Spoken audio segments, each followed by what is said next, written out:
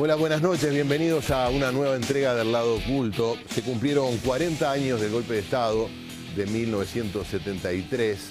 En este programa queríamos recordar el hecho y, más que recordarlo, reflexionar sobre cómo impactó sobre la cultura, entendida esta como lo hacemos siempre en un sentido muy amplio. Para eso es que hemos convocado al profesor Carlos De Masi. ¿Cómo te va, Carlos? Bienvenido. Muchas gracias. Gracias por estar hoy con nosotros, sobre todo porque, bueno, este abordaje que te planteamos es bastante peculiar, ¿no? Por lo general se mira la historia reciente y la historia en general desde los hechos políticos, político-económicos, y aparecen por ahí las referencias culturales algo lateralmente, ¿no? Sí, lo que pasa es que, ahora tú lo mencionás, es cierto que hay todo un discurso que centraliza en los hechos políticos y económicos, las explicaciones centrales, pero hay un discurso que apunta mucho a la construcción de subjetividad, Claro. es decir, un poco qué pasaba con la gente y por qué se considera que es más importante la política que la cultura, por ejemplo, siendo que hubo gente que en la época del golpe y en la represión posterior, digamos, trabajadores de la cultura, como les gustaba llamarse, estuvieron a la par de cualquier otra actividad y fueron reprimidos de la misma manera. Sí, y también cumplieron roles políticos. Y cumplieron roles políticos y algunos muy destacados y muy relevantes. Es decir, allí hay un juego, digamos, donde, coincido contigo, hay una mirada que tiende como a considerar la cultura como un problema menor, pero hay una mirada, digamos, que también considera como un aspecto central cualquier actividad del ser humano que haya personas comprometidas con ella. De hecho yo recordaba, ahora vamos a ver un tape simplemente introductorio, pero vamos al tape y después te decía Bien. lo que recordaba. Adelante. Señor presidente, hablando de todo el día de hoy, circularon persistentes rumores que luego terminaron transformándose casi en noticias, según los cuales estaría a punto de culminar, si es que no ha culminado ya, un triste proceso que finalizaría con la violación por parte de Juan María Bordaberry de sus juramentos constitucionales y un asalto a las instituciones y a la libertad del público. Si eso llegara a confirmarse, como muchos nos tememos que ocurra, es corriente decir en estos casos que a Bordaberry y a sus cómplices los juzgará la historia.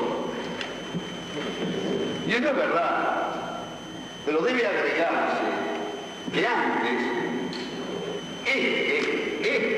nuestro pueblo oriental de hoy va a exigir su responsabilidad y hacerla efectiva contra el responsable del atentado y sus cómplices.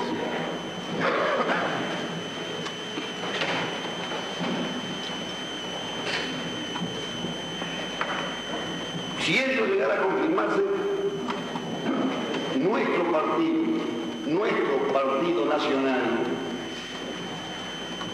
se considerará en guerra contra el señor Juan María Bordaberry, enemigo de su pueblo. Los señores senadores me permitirán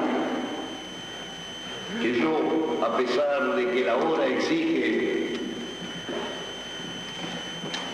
emprender la restauración republicana como una gran empresa nacional, me permitirán que yo haga una invocación que me resulta ineludible a la emoción más intensa que dentro de nuestra alma alienta. Me perdonarán que yo, antes de retirarme de sala, arroje al rostro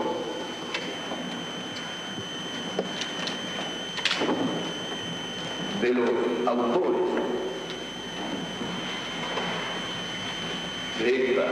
de este atentado el nombre de su más radical e irreconciliable enemigo, que será, no tengan la más mínima duda, el vengador de la República. ¡Viva el Partido Nacional!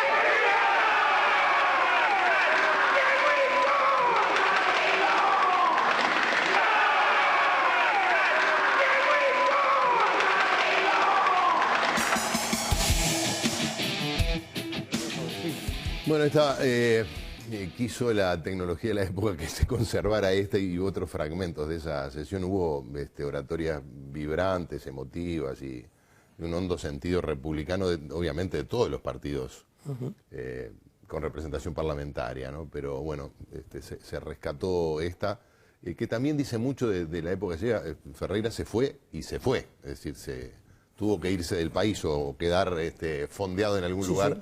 Porque iba a ser detenido como fueron detenidos en ese momento después tantos otros dirigentes. Pero yo te decía que hay varios hechos que marcan también cómo la cultura tenía mucho que ver con ese momento.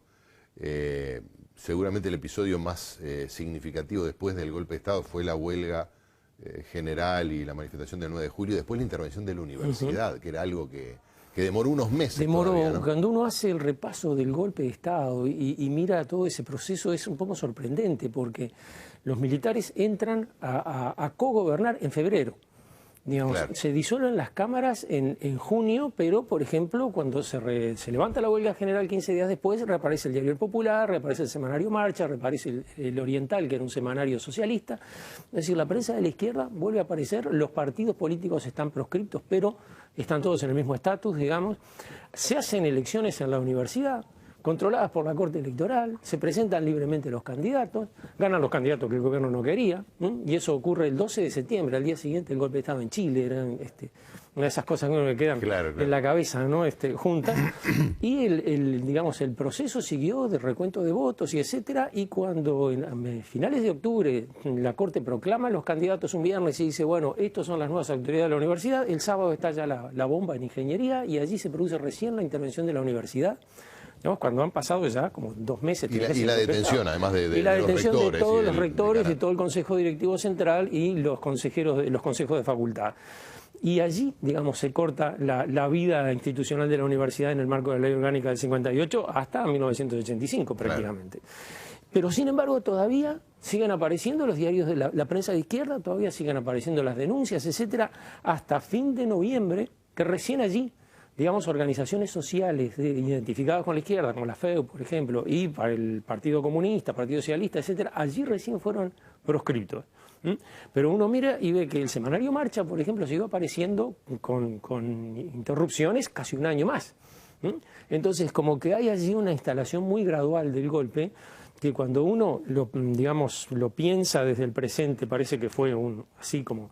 Digamos, fue un día. Exactamente, la toma del Palacio de Invierno, el helicóptero que se lleva a Isabelita, pero sin embargo en el proceso uruguayo es un proceso muy, muy gradual y donde precisamente esas cosas que parecían los centros, digamos, principales de la preocupación del gobierno, Carlos, fueron postergadas. Esto tiene un sentido de estrategia, ya que te controla el poder, ¿para qué generar otros hechos? ¿O de alguna manera el régimen tenía que justificar la intervención de la universidad, tenía que justificar también el tema del cierre del Teatro del Galpón, claro, por decirte, o la proscripción de los músicos? Yo tengo la sensación de que, digamos, en la Academia Militar Uruguaya, golpe de Estado no era una materia que tuvieran aprobada regularmente, como en otros países, digamos. Claro, es decir, claro, ¿qué hay que hacer cuando se da un golpe de Estado? ¿Y qué es lo que se supone los militares tienen que hacer? Fíjate que acá el golpe de Estado lo dio un civil, el presidente de la República. En Bolivia se contaba de a decenas por año. Claro, Bolivia llevaba más golpes de Estado que años de independencia, claro, y sin embargo acá, digamos, el hecho no hubo una junta militar que desplazara al presidente, no hubo, digamos, Pero tampoco se necesitó. Claro, pero ese es el punto más complejo si uno lo analiza, porque en definitiva se trata de un golpe civil con el apoyo militar. E incluso los militares hacen como en determinado momento una jugada en plena huelga general, y Volentini, que era ministro del Interior, coronel y abogado, negocia con la CNT despegándose de la posición del presidente de la República, como diciendo, bueno, no, Bordaberry es uno más del equipo, era una estrategia. Recordemos que finalmente lo destituyen a Bordaberry en el 76, ¿verdad? Porque Bordaberry quería terminar con el sistema de partidos tradicional, ¿no? Entre otras cosas, pero bueno. Sí, claro. Si uno mira después lo que hicieron los militares, creo que en realidad lo que los tenía harto era Bordaberry, ¿no? Claro. No el proyecto, porque lo que los militares hicieron no fue demasiado distinto, en definitiva. No los querían terminar, pero, digamos, transformarlo en un sello, simplemente. El proyecto constitucional del 80 prácticamente no dejaba ninguna dimensión a los militares, pero en concreto, a los partidos políticos. Claro.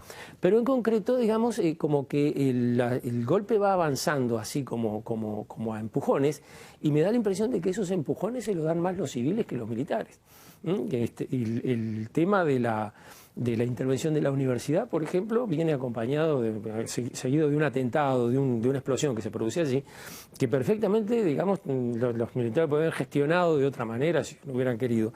Pero, sobre todo, el punto más importante que me parece es el tema golpe de Estado mismo, disolución de las cámaras. Sí. Es decir, que allí el mismo Bordaberry, después en declaraciones que hacía a Alfonso Lessa, decía, no, nadie sabía qué hacer, entonces yo le pedí a Pacheco Seri que redactara el decreto y lo llevé para que lo firmaran.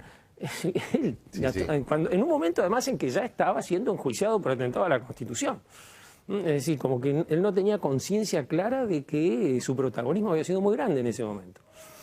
Y eso como que queda, digamos, postergado, un poco como de segunda fila, frente al protagonismo que después tomaron los militares. Claro, ahí, bueno, ves, en este relato que tú haces aparece no solo un presidente civil, aparece, no diría un consenso, pero cierto desencanto de buena parte de la población, no necesariamente golpista, no necesariamente antidemocrática, que decía, bueno, algo hay que hacer, algo tiene que ocurrir, porque esto no da para más. Una sensación de fin de época que llevó a que mucha gente tolerara, por lo menos al principio. Sí, eso es real, ¿no? Eso yo comparto esa idea que tú tenés. Es decir, cuando uno analiza el impacto de la huelga general, por ejemplo, ve que ese impacto repercute en un ámbito bastante específico de una sociedad movilizada.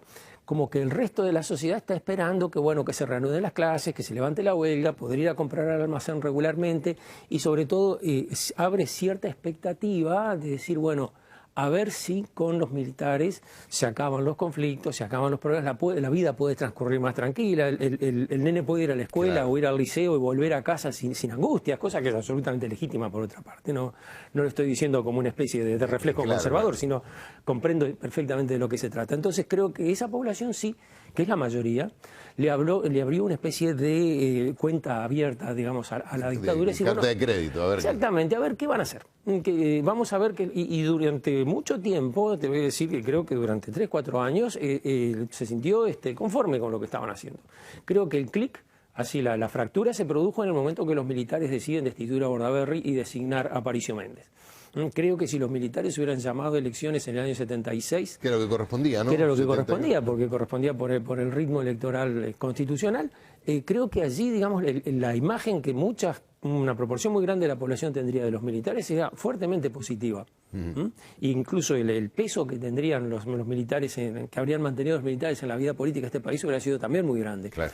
Pero, digamos, allí la tentación... como el jugador de fútbol, no se va a retirarse a tiempo. Claro, ¿no? Exactamente. ¿En qué momento colgar los botines? Eso que además fue tema de discusión dentro del ejército, y parece que hubo consenso que todos querían seguir. Y eso, digamos, resultó fatal, porque para mucha gente que, como tú decís, tienen una formación democrática, sí, y etcétera, el hecho de que no hubiera elecciones y que hubiera un presidente que no había elegido a nadie significaba realmente una fractura. Ya ahí se produce un alejamiento, como diciendo, bueno, a estos no les eligió nadie, digamos, ¿no? Claro, no era para esto que le dimos el crédito. Exactamente, implícitamente lo estaban diciendo, sí, así, ¿no? También es cierto que en esos 3 años hubo una durísima represión, se registraron buena parte de, bueno, no solo de las detenciones, de los procesamientos por la justicia militar, de las torturas, las desapariciones. Vamos a hacer una pausa y después volvemos con otros aspectos del golpe de Estado y su impacto sobre la cultura. Muy bien.